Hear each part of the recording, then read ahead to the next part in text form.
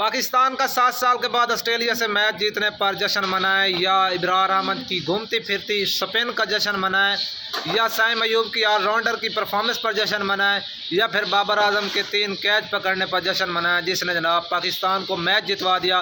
पाकिस्तान ने पहले T20 match में ऑस्ट्रेलिया को 22 रन से शिकस्त दे दी है।